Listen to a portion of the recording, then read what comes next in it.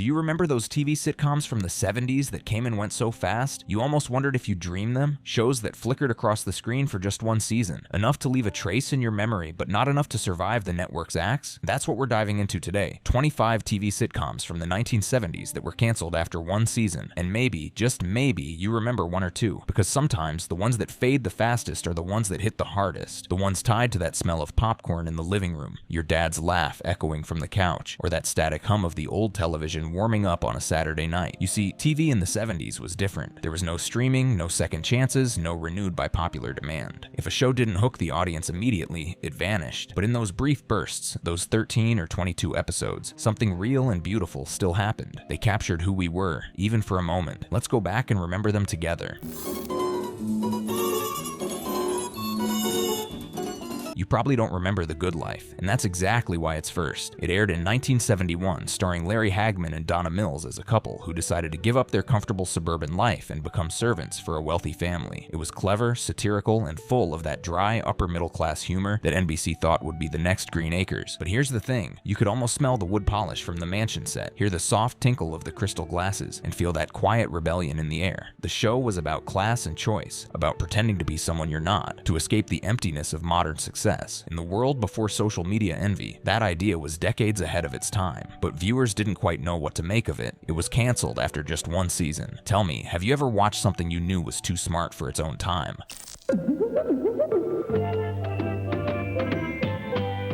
Then there was Me and the Chimp, and yes, that was a real show. Imagine this, Ted Bessel from That Girl, playing a suburban dentist living with a mischievous chimpanzee named Buttons. It aired in 1972, and if you close your eyes, you can practically hear the canned laughter bubbling after every banana gag. The whole thing smelled like overripe slapstick, bright kitchen sets, pastel suits, and that unmistakable sitcom pacing where chaos resets neatly every 23 minutes. But the truth? The idea was doomed. TV audiences were drifting toward the sedate realism of All in the Family and MASH, and a talking chimp-style comedy just didn't fit anymore. Still, if you ever caught an episode, you remember the charm, the innocence, the feeling of Saturday morning cartoons sneaking into prime time. Do you ever miss when television was just allowed to be silly?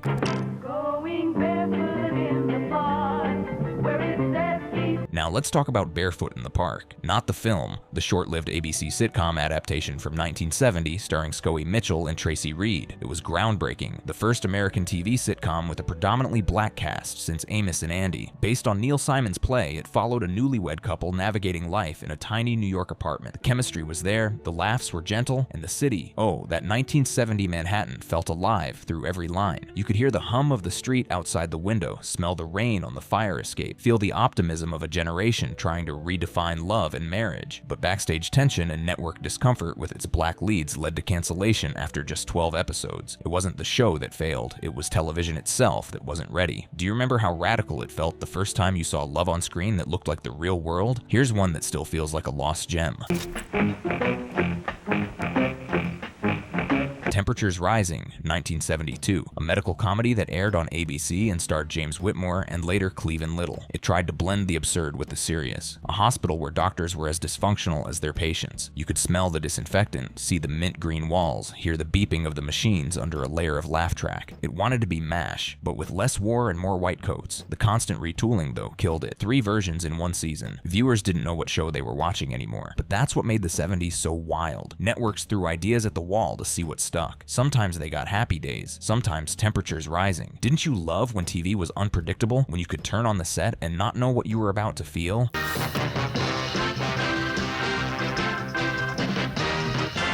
And then came The Paul Lynde Show in 1972. You remember Paul Lynde, the sharp-tongued center square from Hollywood Squares, always with a grin that felt one joke away from trouble. This sitcom was supposed to give him the spotlight, cast as a harried father surrounded by chaos. The writing was pure network formula, but Lindy's delivery, those clipped, biting one-liners, made it feel electric. Picture it, the living room, avocado green sofa, the sound of a cocktail shaker in the background, Linda rolling his eyes at the absurdity of suburban life. It was funny because it was him, but the laugh track couldn't hide how ahead of its time Linda's energy was: sarcastic, self-aware, coded in ways only the adults in the room understood. ABC pulled it after one season, but his voice lingered. When was the last time a show made you laugh and feel like it was winking right at you?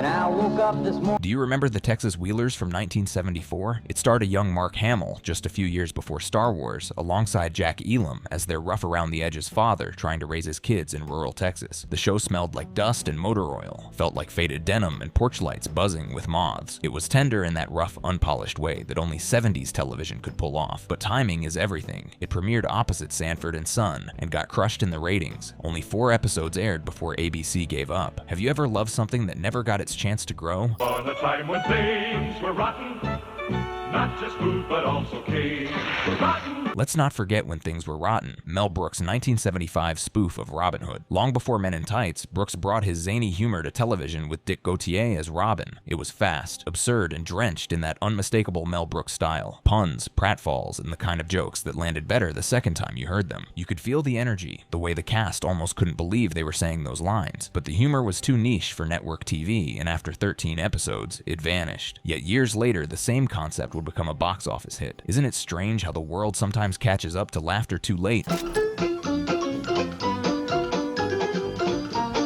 And maybe you caught On the Rocks in 1975, a sitcom set inside a prison. Believe it or not, adapted from a British show, it centered on the inmates' daily lives, blending heart and humor in equal measure. The fluorescent buzz of the lights, the clang of the cell doors, and the quiet, aching humanity in between the punchlines. It was bold. Too bold, perhaps. American audiences weren't ready for empathy in a prison setting. Just one season, then gone. Do you remember when sitcoms were brave enough to make you uncomfortable? Then there was The Corner Bar in 1972, a show that dared to center a gay character, Peter Panama, played by Vincent Scavelli. The setting? A dimly lit Manhattan bar, thick with cigarette smoke and conversation. It was about working class folks just trying to get by, long before Cheers perfected the formula. You could hear the clink of glass, the shuffle of bar stools, that sense of community that made you want to pull up a chair. But again, it was too early, too different. The networks quietly canceled it after one season. Still, it left a mark. Can you imagine how radical that must have felt? To see yourself reflected in a place where you'd never been seen before? We'll stop here for now, but we're just getting started. The 70s were a time when television wasn't afraid to experiment, even if it failed spectacularly. And those one-season wonders, those forgotten little comets, tell us more about who we were than the long-running hits ever could. Because sometimes, the shows that burned out quickest are the ones that told the truth the loudest. By 1976, the TV landscape was changing fast. Social issues were creeping into comedy, and networks were trying to find that perfect balance between edgy and family-friendly. That's where Holmes and Yo-Yo came in, a show so strange it almost feels like a fever dream now. It followed a detective named Holmes and his android partner Yo-Yo. Yes, a robot cop in a sitcom. Every episode had Yo-Yo malfunctioning in ridiculous ways, making camera sounds when he blinked or accidentally taking photographs with his chest. You could practically hear the whir of his servos, the cheesy synth stings punctuating every joke. It was slapstick mixed with sci-fi at a time when audiences wanted something more grounded. ABC canceled it after just 13 episodes, but in its clunky way, it predicted the buddy cop comedies that would dominate decades later. Ever notice how the weirdest ideas are usually the first to disappear and then return when everyone's ready? My feet on the ground, pick 'em up, world is spinning round. Then came Faye in 1975, starring Lee Grant as a recently divorced woman starting over at 43. It was funny, warm, and surprisingly progressive for its time, touching on female independence, dating, and self-worth. You could feel the era shifting in every frame. The orange-tinted kitchens, the polyester blouses, the sense that women were finally being allowed to speak for themselves on screen. But NBC wasn't ready to stand behind it. Despite critical praise, it was pulled after 8 episodes. Grant later said the network never knew what they had. Do you remember when television first started to sound like you, when women weren't just the punchline, but the story? Dokim. Nasrid 1975 was another short-lived gem, starring Barnard Hughes as a kindly neighborhood physician in New York. The show captured something tender and rare, a sense of small-town warmth inside a big city. The soft lighting, the neighborhood gossip, the quiet humor that lived in the pauses rather than the punchlines. It wasn't loud, it wasn't flashy, it just was. But in an era obsessed with high-concept premises, quiet shows struggled. It lasted one season before fading away. Still, its heart lingered, later inspiring the tone of shows like Taxi and Barney Miller. Isn't it funny how some stories whisper instead of shout, and somehow stay with you longer? Arms and legs And then there was The Dumplings, 1976, about a happily married, slightly overweight couple running a restaurant. It wasn't groundbreaking, it wasn't political, it was just sweet. Geraldine Brooks and James Coco made domestic life feel alive, like love could be both ordinary and magical. You could hear the sizzle of the fryer, smell the coffee brewing, feel the cozy weight of routine that defined real marriages. But critics called it too simple, and NBC dropped it after 10 episodes. Today we call that kind of show comfort TV. Back then it was low stakes. Do you ever wish we still had shows that were just about love, laughter, and breakfast rushes? Next up, Struck by Lightning, 1979. You might not remember it, but it's one of the strangest footnotes in sitcom history. The plot? A man inherits a spooky inn in Transylvania, only to discover his butler is actually Frankenstein's monster. Think about that. The Addams family meets faulty towers. You can almost picture the cobwebbed chandeliers, the thunderclaps between jokes, the gothic wallpaper trying too hard to be funny. It aired for only 3 weeks before CBS pulled the plug. Maybe audiences weren't ready to laugh at monsters again, or maybe it just needed one more spark to bring it to life. Have you ever rooted for something weird just because it dared to be different? In 1977, CBS introduced All's Fair, a romantic comedy about two political opposites falling in love, a liberal journalist and a conservative columnist. Richard Crenna and Bernadette Peters made it electric, their banter sharp enough to cut glass. The sets had that Washington, D.C. polish, navy suits, wooden desks, and smoky newsroom backdrops. The chemistry was real, the tension even better, but politics were shifting fast, and what was witty in 1977 felt too divisive by 1978. The show didn't stand a chance. Do you remember when political debate on TV still sounded like a love story? Then came Mr. T and Tina, 1976, starring Pat Morita, the first Asian American lead in a network sitcom. He played a Japanese inventor navigating life in America with his family. It was warm, funny, and awkwardly groundbreaking. You could see the studio trying to wrap their heads around cultural humor they didn't quite understand. The laugh track stepped on jokes that didn't need it. But Morita's charm, his mix of humility and sharp wit, shone through. It was gone after 5 episodes, but its spirit lived on years later in The Karate Kid. Can you imagine how powerful that must have felt for a whole generation seeing someone like themselves on TV for the first time? Wishing on the moon, climbing up a ladder, just remember love. On Our Own, 1977 is another one lost to time. Bess Armstrong and Linnie Green starred as two young women sharing an apartment and working in advertising. It had that clean, modern 1970s look. Glass coffee tables, phone cords stretching across the room, the buzz of typewriters blending with city sounds. It was about ambition, independence, and friendship, a clear ancestor to Laverne and Shirley. But its gentle tone didn't compete with louder, flashier shows. CBS ended it quietly. Don't you miss when sitcoms showed the world as it really looked? Messy, hopeful, full of small dreams. In 1974, there was Paul Sand in Friends and Lovers. You probably don't remember it, but it was part of Norman Lear's empire, the man who gave us All in the Family and Maude. Sand played a shy musician in Boston, fumbling through romance and family life. The humor was soft, dry, and full of charm. It was the kind of comedy that made you smile more than laugh, but viewers wanted bigger personalities, more fireworks. 1 season and gone. Sand later said the show felt like jazz, too subtle for prime time. Do you ever think maybe subtlety was television's greatest lost art? That's Big Eddie. When you really need a friend. Then there was Big Eddie, 1975, starring Sheldon Leonard as a retired gangster trying to go straight. The show had grit, the city streets, the smell of hot pretzels, the honk of taxis under the credits. It was an attempt to blend crime and comedy, and Leonard gave it this cool, old-school swagger. But families didn't want ex-mobsters at dinner time. After just 10 episodes, CBS shut it down. Yet if you look closely, you can see its DNA in later anti-hero comedies. Have you noticed how TV always circles back to the outlaws we once rejected? And then there's The Associates, 1979, a brilliant satire about young lawyers in a prestigious New York firm. Created by James L. Brooks, it starred a then-unknown Martin Short. The humor was quick, the dialogue razor-sharp. You could almost hear the echo of typewriters, the rustle of legal briefs, the hum of fluorescent lights late into the night. Critics loved it, audiences didn't. It was too smart, too fast. CBS canceled it after 9 episodes. Today, it would have been a streaming hit. Have you ever seen something so clever that you knew it wouldn't last? Karen, 1975, was a short-lived sitcom with Karen Valentine as a congressional aide navigating the political chaos of Washington. It was one of the few female-led workplace comedies of its time. Brightly lit, full of charm, but constantly underestimated. The dialogue snapped with energy, but audiences weren't used to women driving the story without a husband in sight. 12 episodes, then gone. But in its brief life, Karen gave viewers a glimpse of women who worked, led, and joked without apology. Do you remember how refreshing that felt? The moment women stopped being sidekicks and became the story.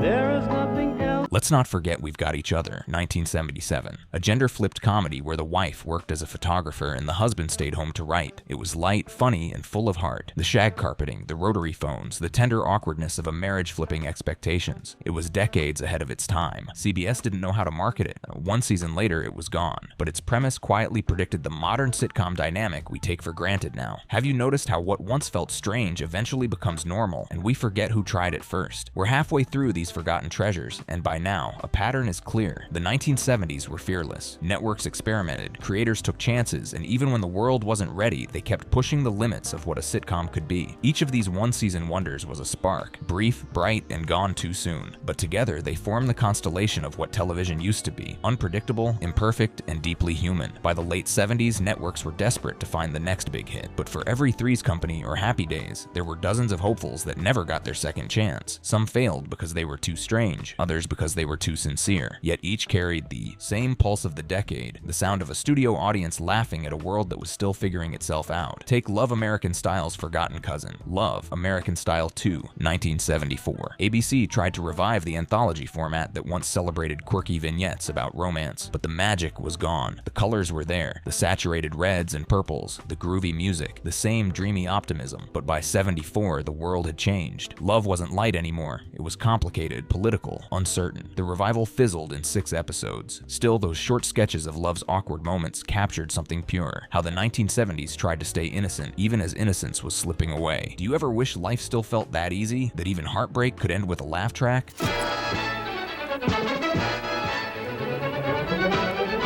Then there was The Tony Randall Show, 1976-78. Technically, it stretched into a second year, but its heart stopped after 1. Randall played a Philadelphia judge raising 2 kids after his wife's death, a man trying to balance law, fatherhood, and loneliness. It smelled of aftershave and coffee, of typewritten court documents and home-cooked dinners reheated at midnight. The humor came from his decency, not his flaws, which made it quietly beautiful and commercially doomed. People wanted chaos, not calm. Do you remember when TV made you believe that dignity could still be funny? The Betty White Show, 1977, is one that hurts to remember. Betty played a television actress juggling her personal and professional life alongside her ex-husband, who happened to be her show's director. The meta-humor was sharp, the chemistry electric. You could feel Betty's wit in every raised eyebrow, every perfectly timed sigh. But audiences didn't tune in. Maybe it hit too close to home for those used to seeing her as the eternally sweet neighbor. 13 episodes and gone. Have you ever seen someone so far ahead of their time that the world didn't know how to appreciate them yet?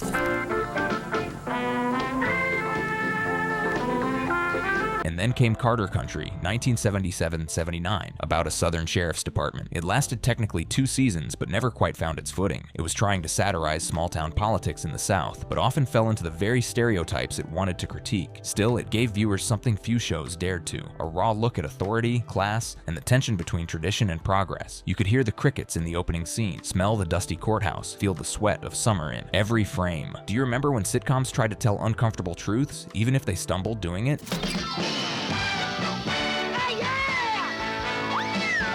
Then there was the San Pedro Beach Bums, 1977, which might be the most 1970s show ever made. 5 young guys living near a California marina, all with nicknames like Moose and Sticks, trying to figure out life, love, and cheap rent. Think of it as Friends, if it had bell-bottoms, ocean air, and a disco soundtrack. It was sunny, it was dumb, and it was fun, but audiences didn't care. Only 10 episodes aired. Maybe it was too lightweight for a decade already heavy with recession, politics, and protest. Have you noticed how sometimes the happiest shows vanish first? Like Joy just doesn't fit the moment, and if you were watching ABC in 1978, you might remember Who's Watching the Kids, a spin-off of Blansky's Beauties about 2 Las Vegas showgirls sharing an apartment and raising their little siblings. The glitter, the neon lights, the laugh track echoing under the shimmer. It felt like a leftover dream from the 60s trying to survive in a cynical new world. It couldn't, but there's something almost endearing about how earnestly it tried. Do you ever look back at old shows and feel like they were clinging to hope, even when they knew it was over?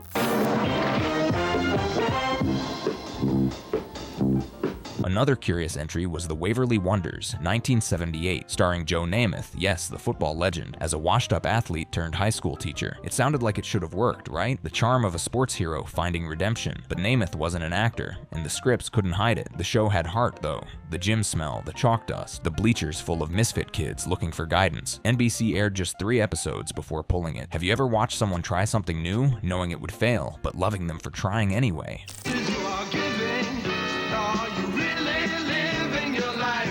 Then there's Hello, Larry, 1979. Technically part of the Different Strokes universe, it followed a radio talk show host and single father played by McLean Stevenson. The writing leaned hard on his dry humor, but audiences missed the spark of MASH, where he'd been so loved. You could almost hear the faint static of the radio booth, the clink of the on-air sign lighting up, his voice echoing into a void of listeners who never quite came. It limped through a season and a half, but spiritually it was gone much sooner. Do you remember when actors left a hit show chasing freedom and lost it all? Let's talk about I'm a Big Girl. Now, 1979. It starred Diana Canova as a newly divorced single mother moving back in with her father, played by Danny Thomas. It was tender, funny, and honest about the messy middle ground between adulthood and dependence. You could feel the love in the tension, the smell of burnt toast in morning arguments, the shared quiet of two people learning to live together again. It only lasted one season, but in those 19 episodes, it said more about family than some shows do in 5 years. Do you ever realize a show was teaching you about real life before you were ready to understand it?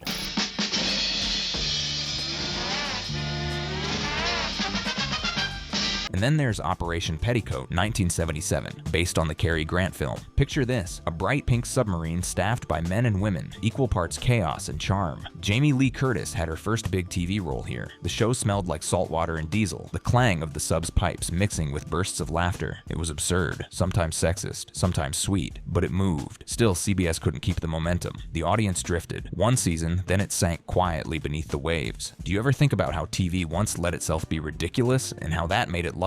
Another short-lived classic, Turnabout, 1979. A husband and wife magically swap bodies after making a wish. Every episode played with gender expectations, clumsy jokes, and that tender confusion that comes from suddenly living as someone else. You could almost feel the polyester, the mirror gags, the exaggerated walks. It was silly, but also brave. For a moment, it asked viewers to imagine empathy in a way few shows dared. Do you remember the first time a show made you laugh and think in the same breath? And if you blinked, you might have missed Stockard Channing in Just Friends, 1979. Channing played a recently divorced woman rebuilding her life, another show ahead of its time about independence and reinvention. The set design was beautiful, muted tones, houseplants, and that 1970s sunlight that made everything look both hopeful and tired. Critics loved it, but viewers didn't show up. One season, gone. Do you ever feel like the best things in life come quietly and leave the same way?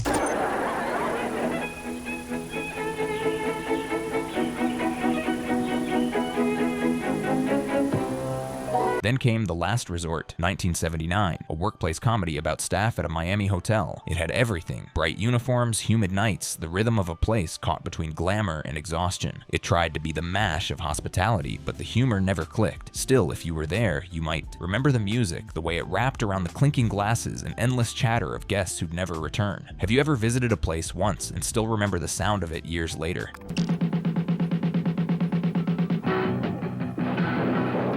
Finally, Delta House, 1979, the TV version of Animal House. It should have been unstoppable. Same raunchy humor, same college chaos, but the network watered it down for family TV. The wild spirit that made the movie a classic just didn't survive the censors. You could feel it trying to break free, the music loud, the dorms messy, the rebellion ready, but it never crossed the line far enough. It died halfway through its first season. Do you ever think about how creativity suffocates when people try to make it safe? As the decade closed, so did an era. The 1970s were television's great experiment. A time when every week brought something untested, unpolished, and full of heart. Some shows lasted, most didn't, but even the failures gave us something to remember. A laugh that never found its audience, a character who disappeared too soon, a spark that might have become a fire if it had one more season. Because the truth is, you don't just remember the hits, you remember the ones that got away, the ones that flickered in the background while you sat cross-legged on the carpet, the glow of the TV warming your face. By the time the 70s came to a close, television had changed forever. The decade that began with sunny idealism, suburban laughs, laugh tracks, and harmless gags, ended with bold experiments, social awareness, and audiences craving something real. And all those sitcoms that lasted only a single season, they were the in-between moments, the ones that tried, stumbled, and sometimes quietly changed the rules for what came next. Think about The Girl with Something Extra, 1973. Sally Field played a woman who could read minds, newly married to a man who had no idea what to do with that kind of wife. The chemistry between Field and John Davidson was genuine, her laugh light, his confusion relatable. real. You could feel the tension of a marriage built on too much honesty. The living room set glowed with warm colors, the background hum of optimism barely hiding the cracks of doubt underneath. NBC canceled it after one season, but its mix of fantasy and domestic realism opened the door for the magical marriage comedies that followed. Have you ever known someone so open, so transparent that it made everyone else nervous? Let's close where the decade began, with the Chicago Teddy Bears, 1971. It was a Prohibition-era sitcom about gangsters played for laughs. Think The Untouchables if it had a sense of humor. The jazz music swelled, the suits shone, and the sets looked like something out of a 1920s postcard. But audiences couldn't reconcile laughter with crime. Not then. CBS dropped it almost immediately, and yet, in its smoky taverns and wisecracks, you can see the DNA of everything from Cheers to Brooklyn Nine-Nine. Do you ever realize how even failures can plant the seeds for everything that comes after? When you step back and look at all of them, 25 little bursts of creativity, hope, and experimentation, you start to see what made the 70s so special. It wasn't just about what worked, it was about what was tried. Television wasn't afraid to fall flat on its face back then. Every week, networks swung for the fences, chasing sincerity, absurdity, or something in between. And for you, the viewer who sat through those short-lived shows, you were part of something rare. You witnessed TV in motion, the growing pains of a new medium finding its soul. You saw magic flicker, then disappear. But in memory, it never really died, because nostalgia isn't just about remembering what lasted. It's about remembering what didn't. The sitcoms that made you laugh for one season, the theme songs that still hum in the back of your mind, the characters who vanished too soon but somehow stayed with you anyway. So the next time you stumble across an old clip, a half-remembered show title, or a face you swear you saw once on a fuzzy screen in 1977, pause. Let it wash over you. Remember the feeling of sitting cross-legged on the carpet, the room dim except for the glow of that wood-paneled television. Remember the smell of dinner cooling in the kitchen. Remember the laughter, soft, imperfect, fleeting. And if one of these shows sparked a memory, some flash of color, a forgotten song, a laugh you thought you'd lost, tell me about it in the comments. I'd love to hear which one stayed with you. After all, that's what nostalgia really is. Not about the shows we watched, but about who we were when we watched them. Love this video? Click on the cards on your screen for more.